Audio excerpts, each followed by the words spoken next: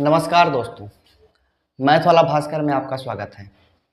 दोस्तों, अगर हमारी क्लासेज आपको पसंद आ रही हैं तो कृपया लाइक कीजिए, शेयर कीजिए और सब्सक्राइब कीजिए और ज़्यादा से ज़्यादा संख्या में हमसे जुड़िए ताकि आपको जो मैथ का मैं कॉन्सेप्ट दे रहा हूँ ये सारे कॉन्सेप्ट आपको आसानी से समझ में आ सकें और आप अपने तैयारी को उच्च लेवल पर लेके जा सकें, जिससे आप कोई भी एग्ज़ाम में बैठें। जैसे आने वाले एग्ज़ाम है NTPC, ITBP, CISF, SSC GD, UPP, इन सभी एग्ज़ामों में आप बेहतर फ़ायदा ले सकें हमारे चैनल के द्वारा। जितने लोग हमसे जुड़ रहे हैं उनका शुक्रिया और जो देख रहे हैं उनका भी शुक्रिया। उम्मीद करते हैं कि वो भी हमसे जुड़ें और हमारा उत्साह और बढ़ाएं।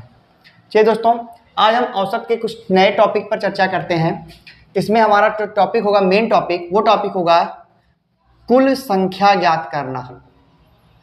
कुल संख्या ज्ञात करना, ये हमारा एक नया टॉपिक है औसत पर।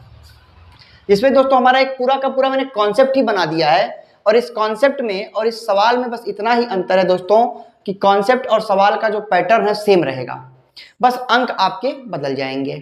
दोस्तों हमारा जो पैटर्न है, कॉन्सेप्ट है, वो लिखा है किसी कंपनी के सभी कर्मचारी का औसत यम है। एक कंपनी है जिसके में कुछ कर्मचारी कार्य कर रहे हैं, कर्मचारियों की संख्या हमको नहीं पता है और वो कर्मचारी का जो औसत वेतन है वो यम है। हो सकता है दोस्तों ये छात्रों पर लागू हो सकता है, ये कहीं भी लागू हो सकता है, लेकिन मेन फोकस यही है कि किसी कंपनी के सभी कर्मचारी का औसत वेतन यम रुपये है। उसमें से कुछ जो उच्च लेवल के अधिकारी थे उनका औसत वेतन यम है और उनकी संख्या भी दी है कि उनकी संख्या कितनी है, यक्स है। और बाकी जो निम्न लेवल के कर्मचारी थे उनका औसत यम2 दे दिया है और आपसे पूछता है दोस्तों कर्मचारी की संख्या बताइए।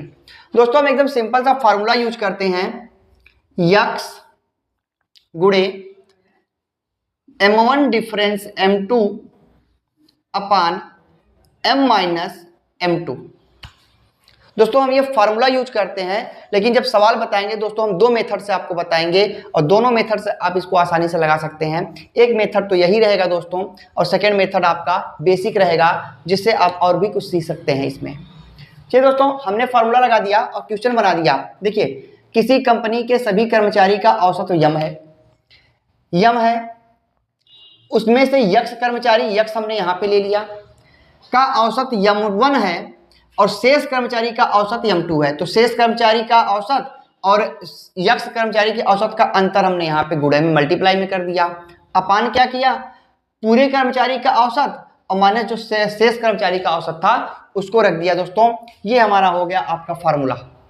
यहाँ से आपको क्या मिलेगा, कुल संख्या मिल जाएगी। ठीक है दोस्तों, चलिए हम आपको इस फार्मूले को इस क्वेश्चन पर समझाते हैं।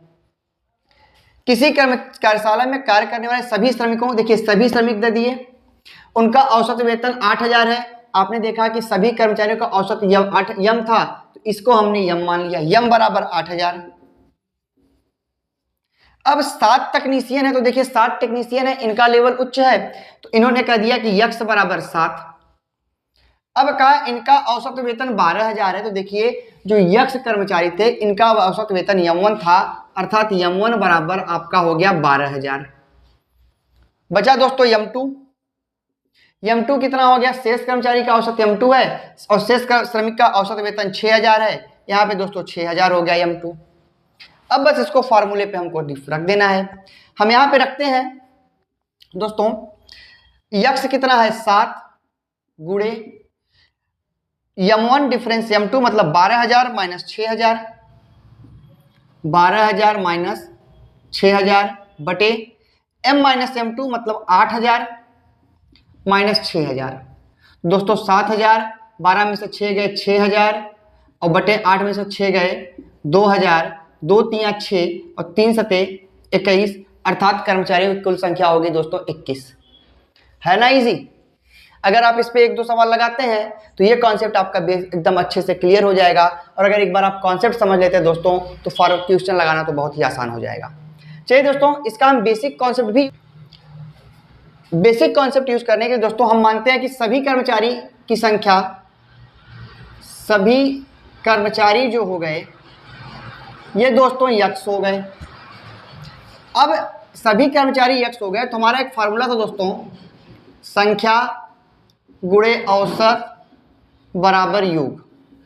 तो यक्स कर्मचारी का औसत कितना है दोस्तों, देख लीजिए, यक्स कर्मचारी का औसत है 8000, योग हो गया दोस्तों 8000 यक्स। अब इसमें से डिफाइन किया गया, हम दो भाग डिफाइन करते हैं, एक 7 टेक्नीशियन की बात करते हैं और शेष श्रमिक की बात करते हैं। तो शेष श्रमिक कितने होंगे, यक्स माइनस 7 हो जाएंगे। अब दोस्तों 7 टेक्नीशियन का औसत 12000 है तो योग हो गया 12 7 84,000 और शेष का औसत 6000 है तो योग हो गया दोस्तों 6000 यक्स माइनस 7। ठीक है दोस्तों, अब देखना यह है दोस्तों कि इन दोनों का जो योग बन रहा है दोस्तों ये इसके बराबर हो जाएगा।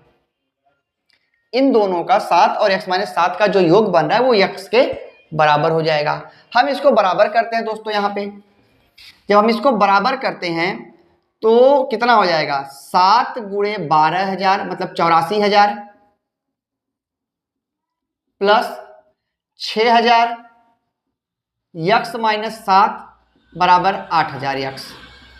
अब इसको सॉल्व कर देना है दोस्तों, तो ये हो गया 84,000 प्लस 6000 यक्स माइनस 42,000 बराबर 8000 यक्स। ठीक है दोस्तों, अब यक्स यक्स एक साइड करते हैं, 84 में से 42 गए 42,000 बराबर 2000 यक्स, 1 2 3 1 2 3 कट गया, 2 से कटा 21, यक्स की संख्या हो गई दोस्तों 21, अर्थात सभी कर्मचारियों की संख्या हो गई 21। उम्मीद करते हैं दोस्तों ये कॉन्सेप्ट आपको आसानी से समझ में आया होगा। इस पे एक क्वेश्चन और हम लेकर चलते हैं, इसके बाद इस टॉपिक को खत्म करेंगे और नए टॉपिक पर चर्चा करेंगे।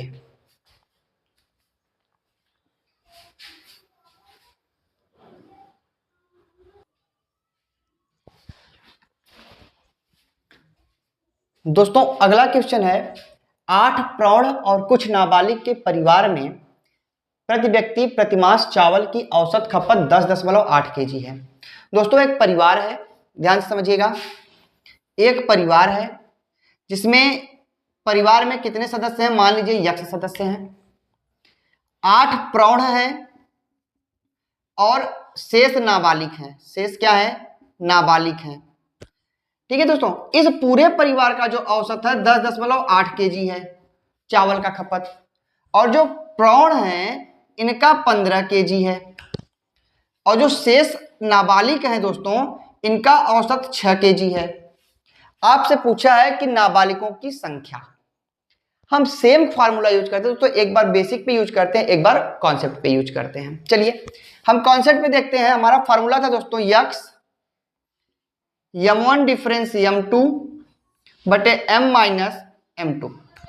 ठीक है दोस्तों, चलिए यक्स क्या होगा दोस्तों, इसमें यक्स होगा 8 गुणे, अब m1 डिफरेंस m2 तो प्रौढ़ का और नाबालिग का डिफरेंस 15 माइनस 6 बटे, अब दोस्तों टोटल कितना है 10.8 माइनस सेकेंड वाला कितना है 6 है। अब हल कर देते हैं दोस्तों, 8 गुणे 15 में से 6 गए 9 बटे कितना 4.8। ठीक है दोस्तों, 8 छक्के 48.6, एक जीरो बढ़ाया यहाँ पे दशमलव कट गया, 6 कट गया 15। परिवार में कुल सदस्यों की संख्या कितनी होगी दोस्तों 15। तो नाबालिग की संख्या अगर निकालना है तो दोस्तों 15 माइनस 8 करेंगे, 7 नाबालिग हो जाएंगे दोस्तों। उम्मीद करते हैं दोस्तों ये कॉन्सेप्ट आपको समझ में आया होगा। ये तरीका सेम उसी फार्मूले पे हमने यूज किया है। अब इसका मैं बेसिक पैटर्न आपको समझा देता हूं।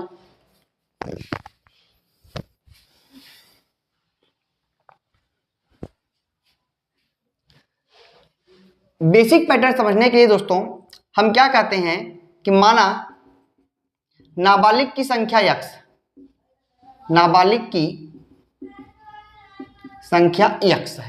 ठीक है दोस्तों, तो परिवार की कुल संख्या कितनी हो जाएगी, परिवार की कुल संख्या, तो कुल संख्या हो जाएगी दोस्तों यक्स प्लस 8 नाबालिग और प्रौढ़ को जोड़कर। आ जाते हैं हम अपने पुराने फार्मूले पे। पुराना फार्मूला था संख्या गुणे औसत। दोस्तों हमारा नाबालिग की संख्या x थी, परिवार के कुल सदस्य संख्या x प्लस 8 कर दिया। सदस्य संख्या 8 थी, x प्लस 8 का योग कर देते हैं तो 10.8x प्लस कितना हो जाएगा दोस्तों, 8 64 और 8 1 का 8, 86.4 योग हो जाएगा। और 8 प्रौढ़ थे, इनका औसत 15 था, 15 8 120 और यहाँ पे 6x हो जाएगा। अब इसको इक्वल कर देते हैं दोस्तों, क्योंकि इन दोनों का योग ही इसके बराबर होगा। चलिए करते हैं, हो जाएगा 10.8x प्लस 86.4 बराबर 120 प्लस 6x। अब दोस्तों x एक तरफ कर देते हैं तो कितना हो गया, 10.8x माइनस 6x 120 माइनस 86.40। अब इसको घटाते हैं तो 4.8x आएगा दोस्तों, और इसको घटाते हैं तो कितना आ जाएगा, 0.60 हो गया और 119 बचा। 9 में से 6 गए 3 और 11 में से 8 गए 3, 33.6 हो गया दोस्तों। तो x की वैल्यू निकालने के लिए 33.6 बटे 4.8 भाग दे देते हैं, कितना हो जाएगा दोस्तों, 7 8 56, 7 चौक 28 और 5 33, इतने सत्ते अर्थात नाबालिगों की संख्या दोस्तों हो गई 7। नाबालिग की संख्या दोस्तों कितनी हो गई, 7। यही हमारा आंसर हो गया। उम्मीद करते दोस्तों ये टॉपिक आपको समझ में आया होगा। अब हम अगले टॉपिक पर और एक बस कल या परसों तक ये चैप्टर खत्म करेंगे। कल हम आपको क्वेश्चन बताएंगे वजन पर प्रश्न और आय पर प्रश्न।